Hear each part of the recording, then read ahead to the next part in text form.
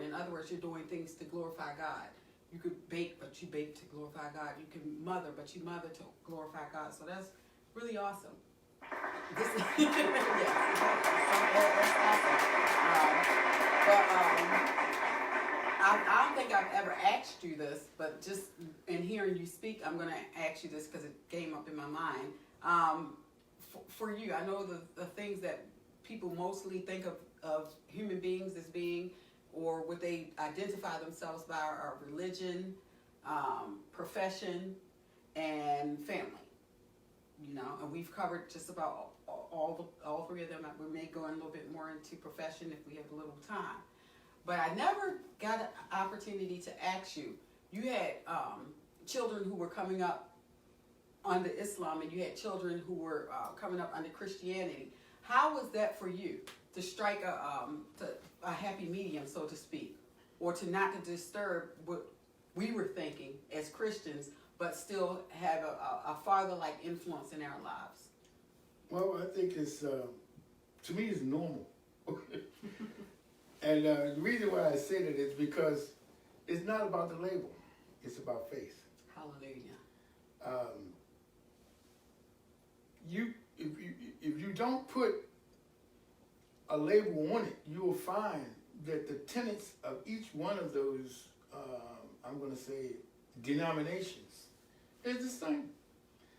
I like to look at the human being as not what your job is, what your family relations is, what your social status is, but what is the Creator going to judge on the day of judgment? Hallelujah.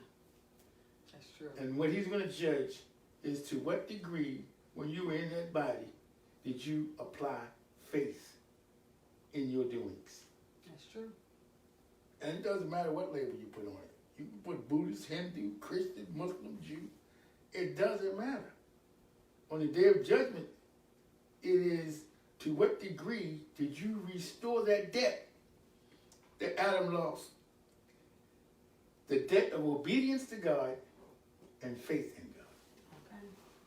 Okay. we have studio audience applauding. So we're winding down, and I want to make sure that we cover a little bit more areas. I got it. Thank you. I want to make sure we get through these because you've given us a lot of information, and it's been wonderful. And we it's a lot to digest. But I think when people hear you, they're going to hear you speaking from a place of truth. Yeah. And whenever truth comes to people, or it's undeniable, at least for me, truth is undeniable. It does something to you. It resounds with you, and it'll find a home in you. What would your hope be for what you're doing now, your mission towards helping mankind? What is ultimately your hope for that? Well, I have to say that I have an affinity for helping the descendants of the freed slaves. And in as much as I believe this insight for understanding yourself and your human potential, I do believe that we should be not living in a way that's suffering. We should have the quality of life, meaning a decent job, a decent living, a decent education, a decent means of transportation and what have you. So, in as much as I try to help in understanding yourself with respect to God, that also is inclusive of your being able to be gainfully employed. I guess that's the captain coming out. But I do believe a good education, a good legal means of income, and really serve as a stepping stone so that each parent becomes the foundation for the children to go up higher. Right.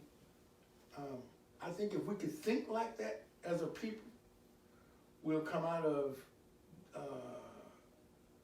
the defects of what was the results of slavery, because nobody gave us any type of attention. That's what I saw in the Black Wax Museum.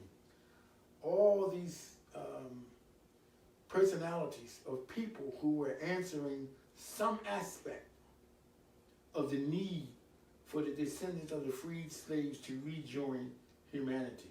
It may have been a social cause, may have been a civic cause, it may have been an educational cause, Right. but there was a lot of different aspects of it. We need to be holistic in our approach and take our rightful place.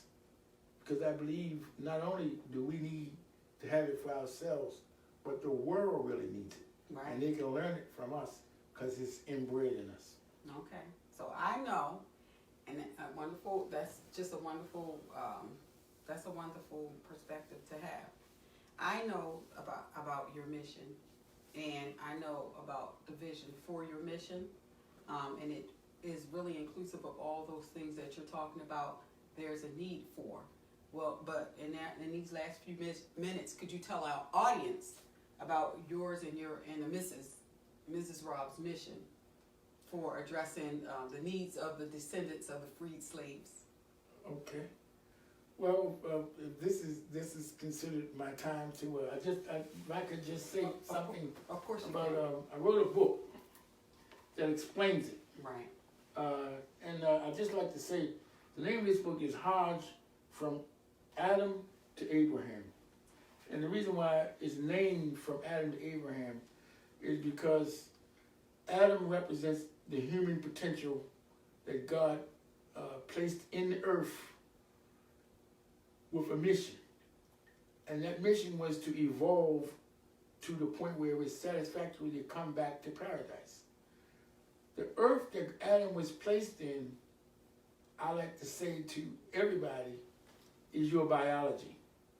Adam and Eve is your faith and your desires, Right. the non-material aspects of your being.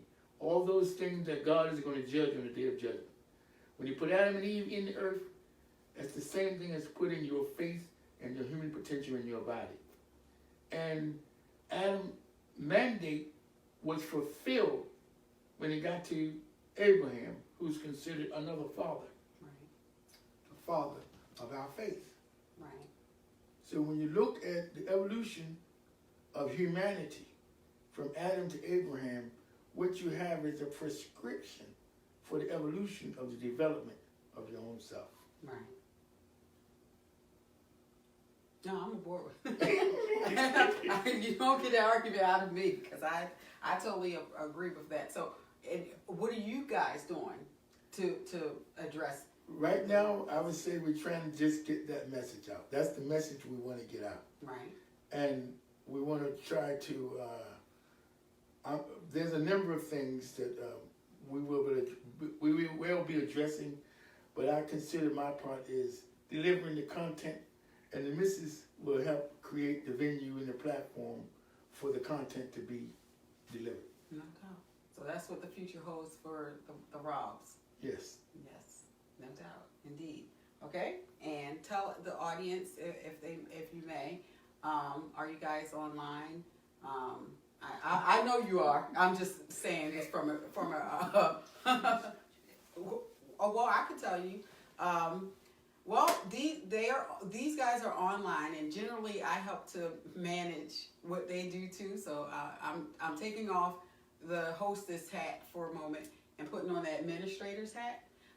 We have a website, it's Ministry of Hajj, and that is actually, yes, and Dad's going to display the book. That is actually the website that's going to house the content. You can hear most of what Dad is saying. You can learn about his book, and you can learn about the ministry and the mission from the Ministry of Hajj.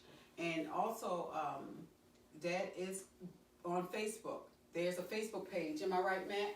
The Ministry of Hajj Facebook page, and you're welcome to visit that as well. And just do it if you want to reach out, be a part of the movement, or if you want to be a part of the mission and stuff, you're welcome. And I don't think I'm stepping out of line because, as I said before, I'm the administrator.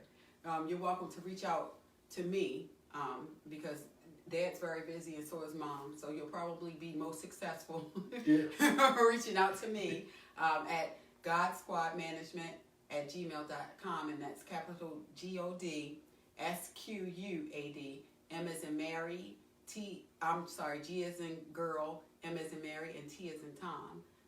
GodSquadManagement@gmail.com.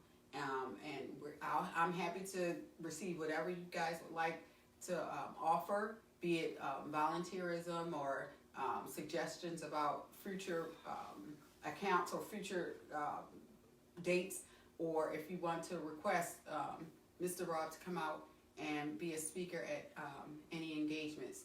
But I'm excited about the mission because, as you guys have heard, it is phenomenal. It's tremendous, and I think I'm not stepping out of line to say it's a mission that is a call to action for people of faith to bring us together and do what the Lord would have us to do to enhance or encourage our people and to overcome the condition of our people today. So I want to say thank you to Dad. Thank you to our studio audience. You guys have been great. And just in closing, of course, you've all been wonderful. I look forward to having more conversations. This is just not a one and done situation because I know you have so much more to offer. We didn't have an opportunity to talk about the professional aspect of Dad, and that's tremendous as well. So I'm going on record on saying this is not the last time that you'll grace us with your presence. But our time is at an end, and so we're going to be respectful of everybody's time and say to you guys, thank you for watching. I pray that you have been blessed by this experience, and remember that God wants all of us to be famous. Thank you. Thank you.